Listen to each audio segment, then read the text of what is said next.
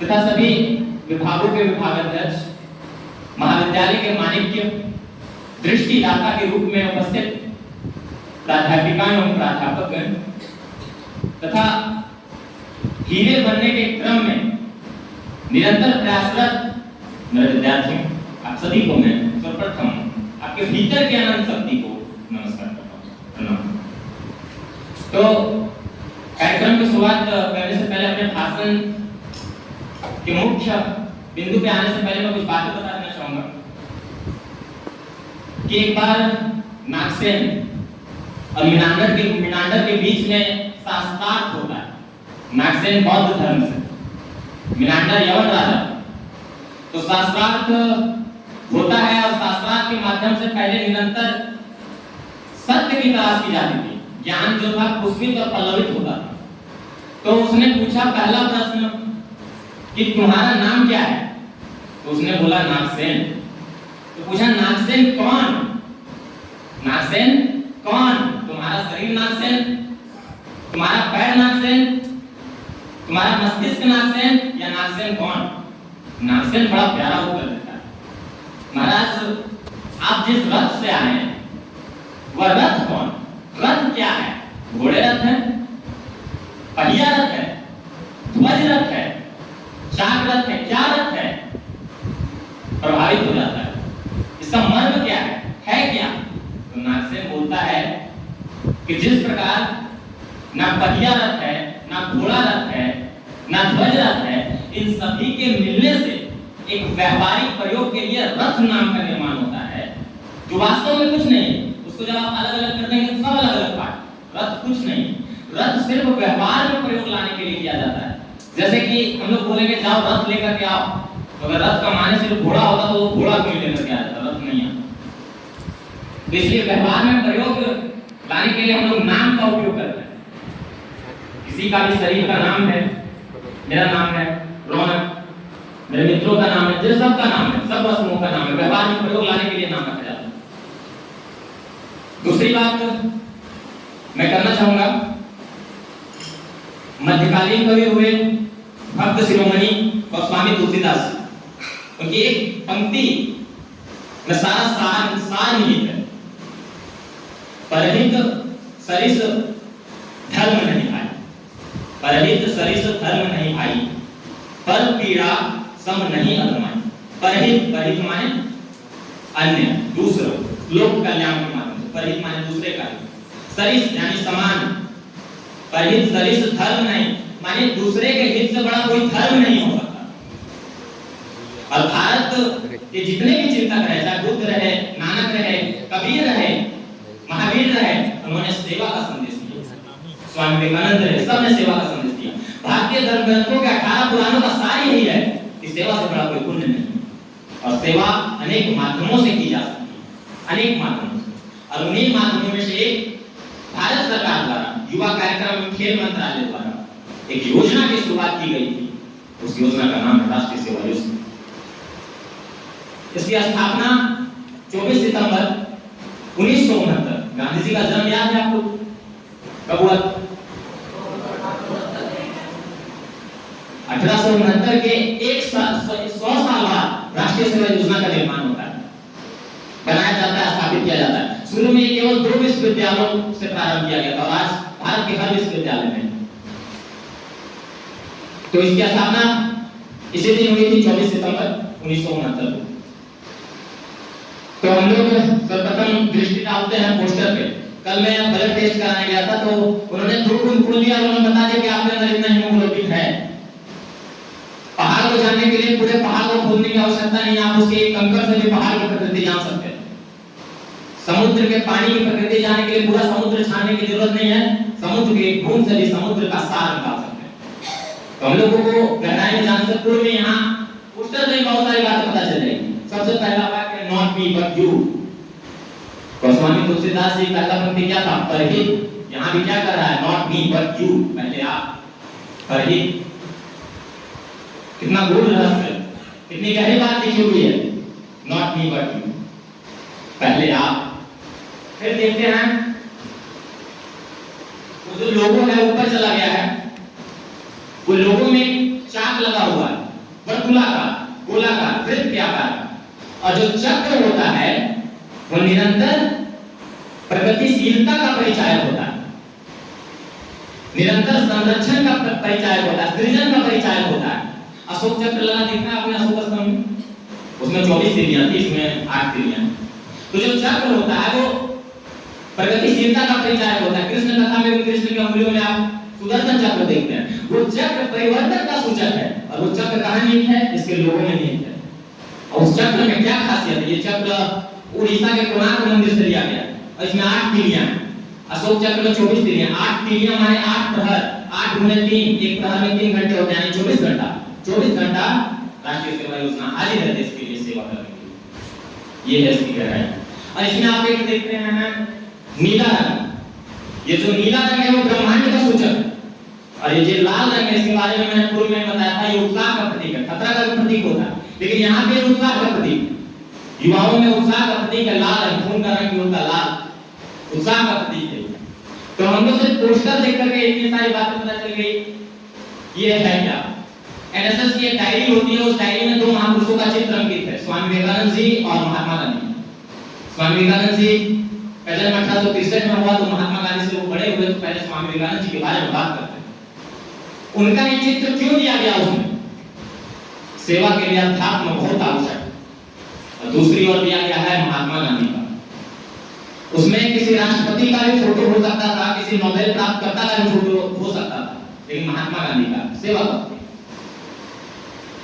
और ICS rank for Subhash Chandra Bose ने कहा था, सुभाष चंद्र बोस ने कहा था स्वामी विवेकानंद जी को कि आप आधुनिक भारत के स्वतंत्रता संग्राम के आध्यात्मिक पिता हैं। और उन्होंने ही कहा था महात्मा गांधी को कि आप राष्ट्रपिता सुभाष चंद्र बोस ने कहा। तो दोनों का चित्र बहुत मर्म रहस्य छुपा हुआ है इन दोनों के चित्र में। तो अध्यात्म सेवा के लिए बहुत आवश्यक है, जीवन में अध्यात्म का होना बहुत आवश्यक है। अध्यात्म के बिना आपकी सेवा नहीं मानी जाएगी। हम लोग राष्ट्रीय सेवा योजना की बात करते हैं। दूसरा शब्द है सेवा। सेवा माने क्या? सेवा माने उचित समय पर जो सामने वाले को आवश्यकता है उचित चीज की, और उसे उचित सार्थक वस्तु प्रदान करना। वो वस्तु विभिन्न माध्यमों से आप प्रदान कर सकते हैं, वही सेवा हो। निरंतर चीज प्रदान करना नहीं। आदमी को भूख लगा है और आप उसे ज्ञान दे रहे हैं तो वो सेवा हुई, लेकिन उस प्रकार की सेवा नहीं हुई। आप भोजन दे रहे हैं तो वो सेवा हुई वहां पे। तो सेवा का मतलब जहां जिस व्यक्ति को जिस चीज की आवश्यकता है हमें उसे प्रदान करना है, वो सेवा करवाएगा वहां पे। जिसके पास कपड़े हैं उसे आप शिक्षा से जोड़ना, शैक्षिक सेवा कर लें। जो शिक्षा से जुड़ा हुआ है उसे अध्यात्म की शिक्षा दे दें, वो अध्यात्म से जुड़ जाएगा, वहां पे वो सेवा होगी। तो अलग-अलग स्तरों पे अलग-अलग सेवा है। तो मैं बात करता हूं अध्यात्म की, क्योंकि अध्यात्म के नींव पर ही सेवा का मकान खड़ा है। अध्यात्म के नींव पर ही अहिंसा का मकान खड़ा है। तो अध्यात्म माने क्या? स्वामी विवेकानंद का चित्र लगा हुआ है और यहाँ पे नहीं, मतलब डायरी में आप देखिएगा तो स्वामी विवेकानंद जी का चित्र लगा हुआ है। तो अध्यात्म के प्रचारकर्ता जो हुए, जिन्होंने शिकागो धर्म सम्मेलन में वेदांत दर्शन को शिखरों की पराकाष्ठा पर पहुंचाया था, तो उसका मतलब क्या होता है? अध्यात्म मतलब अपने आप को अधिक जानना, अपने ही गलतियों को पकड़ना, अपने अंदर की बुराइयों को पकड़ना, अध्यात्म का लाभ है। पहले ही मैंने नास्तिक का कहानी सुनाया था, वहां पे वो शरीर हमारा भी केवल शरीर है, हम जानते हैं जो केवल शरीर है, हम वास्तविक मूल को नहीं जानते हैं। तो अध्यात्म उस मूल तक पहुंचने का मार्ग है। मैं कौन? उपनिषद बात करते हैं हम ब्रह्मास्मि, यहाँ हम कौन? मैं नहीं, मैं और मैं में फर्क है। मैं भी कभी-कभी अहंकार का चोला पहन करके मैं कहता हूं, मैं नहीं हो जाता। जैसे लोहे पे हल्दी का लेप लगा दे तो वो स्वर्ण नहीं हो सकता, ठीक वैसा ही मैं पर अहंकार का आप लेप लगा देंगे तो मैं नहीं होगा। यहाँ पे मैं अलग है। और यही अध्यात्म सिखाता है कि हम अपने वास्तविक मूल को कैसे जानें। और जब आप अपने मूल को जान जाएंगे तो आप भी ब्रह्मास्मि बन जाएंगे, आप भी ब्रह्म हो जाएंगे।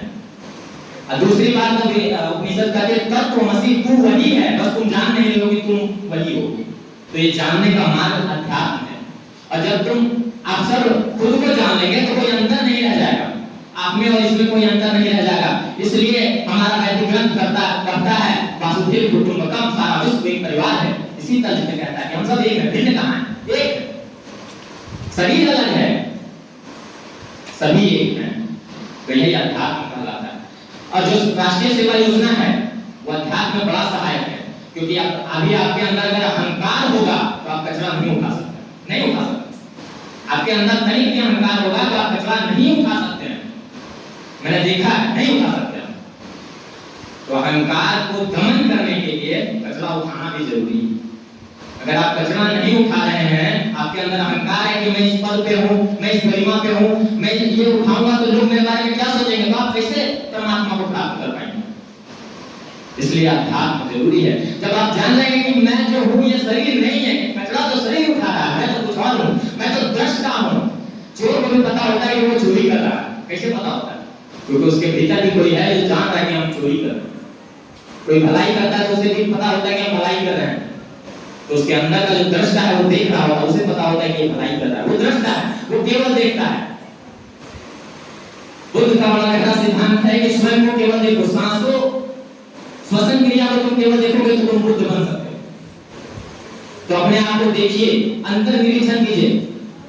जिनके नाम पर हमारे विश्वविद्यालय का नाम है आचार्य विनोबा भावे, उनकी पुस्तक है अध्यात्म एवं विज्ञान। उसमें उन्होंने कहा बड़ा अच्छा बात कि जो सृष्टि में है वो पिंड में है, जो पिंड में है वो ब्रह्मांड में। बहुत गहरी बात। मैंने पहले ही कहा था कि अगर आप एक घास को पकड़ते हैं, आप पूरी पृथ्वी को पकड़ रहे हैं, क्योंकि घास तभी है जब वातावरण है, और वातावरण तभी है जब व्यवस्था है। तो घास में भी पूरी पृथ्वी का सामर्थ्य है। तो जो सृष्टि में है वही पिंड में है। यानी कि सृष्टि में वायु नहीं होता तो हम सांस कैसे लेते, श्वसन तंत्र कैसे संचालित होगा। तो जो सृष्टि में है वो पिंड में है, और जो पिंड में है वो ब्रह्मांड में। यही अध्यात्म। और अपने शरीर को जान लेना कि आप वास्तविक हैं, ये भूल होगी कि शरीर के ऊपर भी कोई है। आपको आपकी तबीयत खराब होती है तो आप डॉक्टर के पास जाते हैं। अगर आप केवल शरीर होते तो शरीर को लेकर के नहीं जा सकता। शरीर को ले जाने के लिए भी कोई चाहिए जो उसे ले जाए। उसे पता होता है कि इसे चोट लगा है, वही चेतना कहलाता है। अध्यात्म की भाषा है। सब सर्च कीजिएगा आप लोग घर जाकर के, चेतना, दृष्टा, साक्षी भाव क्या होता है। तो अध्यात्म माने यही होता है मूल रूप से। अध्यात्म माने यही होता है मूल रूप से अपने आप को जानना। तो जब आप जान जाएंगे कि मैं वास्तव में कौन हूं, तो अहंकार रहेगा नहीं। और जब अहंकार नहीं रहेगा तो आप सेवा आराम से कर सकते हैं, कचरा उठा सकते हैं, आराम से उठा सकते हैं, कोई दिक्कत नहीं, आपको फर्क भी नहीं पड़ेगा। तो अध्यात्म की यह आवश्यकता है। इसलिए स्वामी विवेकानंद का चिंतन वहां। दूसरे महापुरुष महात्मा गांधी का मैं एक कहानी सुनाता हूं जो सत्य घटना पर आधारित है। उन्हें जेल में डाल दिया गया और जो सुप्रिंटेंडेंट था, जो उसका अधीक्षक था, उन्होंने एक अफ्रीकन आदमी को उनकी सेवा में लगा दिया। सेवा क्या, प्रताड़ना कही कि ना वो भाषा जानेंगे एक दूसरे की, ना ये लोग बात को समझ पाएंगे। लेकिन उस अफ्रीकन को बिच्छू काटे, उस महात्मा गांधी के पास जाते हैं और महात्मा गांधी उनके जहां पे काट दंश जहां पे रहता है बिच्छू का, उसको अपने मुंह से लगा करके उनका बिख निकाल देते हैं। अब वो अफ्रीकन अनन्य भक्त बन जाता है महात्मा गांधी। महात्मा गांधी एक बार दिल्ली गए थे, तो उनके आश्रम में कुछ लोग से प्रभावित थे। तो वो दिल्ली में जाकर के बोलते हैं, जिनके साथ उनका मीटिंग था, कि मेरा शरीर दिल्ली में है लेकिन मेरी आत्मा आश्रम में। यानी वो किसी रोगी की सेवा को भी राष्ट्र की आजादी के बराबर समझते थे। इसलिए महात्मा गांधी सेवा कोई छोटी चीज नहीं, सेवा महासागर है। और हम लोग केवल एक मक्खी जितना योगदान दे सकते हैं, मक्खी से भी कम। जैसे वो चाक है, उस चाक पे मक्खी बैठ जाती है, उसे लगता है मैं ही चक्र को घुमा रहा हूं। मक्खी छिपकली के ऊपर देखती है तो सोचती है छत को मेरे भार पर टंगा हुआ है, आश्रित है सब। तो हम लोग केवल मक्खी बराबर है, हम लोग को बस प्रयास करना है। तो इसी प्रकार मैं बोलना चाहूंगा कि लोगों को निरंतर सेवा करते रहना है। राष्ट्रीय सेवा योजना से जुड़ करके इसमें नाना प्रकार की गतिविधियां होती है। इसमें आपको एक सर्टिफिकेट भी मिलता है 2 वर्ष के बाद। आप उस सर्टिफिकेट का उपयोग अपने जीवन में कर सकते हैं, आगे बढ़ने के लिए कर सकते हैं। तो ऐसा की बहुत महत्वपूर्ण भूमिका है छात्र जीवन में व्यक्तित्व विकास के लिए, राष्ट्र के विकास के लिए। तो आगे सर लोग भी प्रकाश डालेंगे। मैं बस अंत में इतना ही कहना चाहूंगा कि आज के दौर में लोग डायरेक्ट गुरु बन जाते हैं। गुरु बनने से पहले शिष्य बनना होगा। जब तक आप एक अच्छे शिष्य नहीं, आप एक अच्छे गुरु नहीं बन सकते। अंत में मैं यही कहूंगा, अथर्ववेद कहता है कि भाई भाई में हिस्सा ना हो, कहीं कहीं में द्वेष ना हो।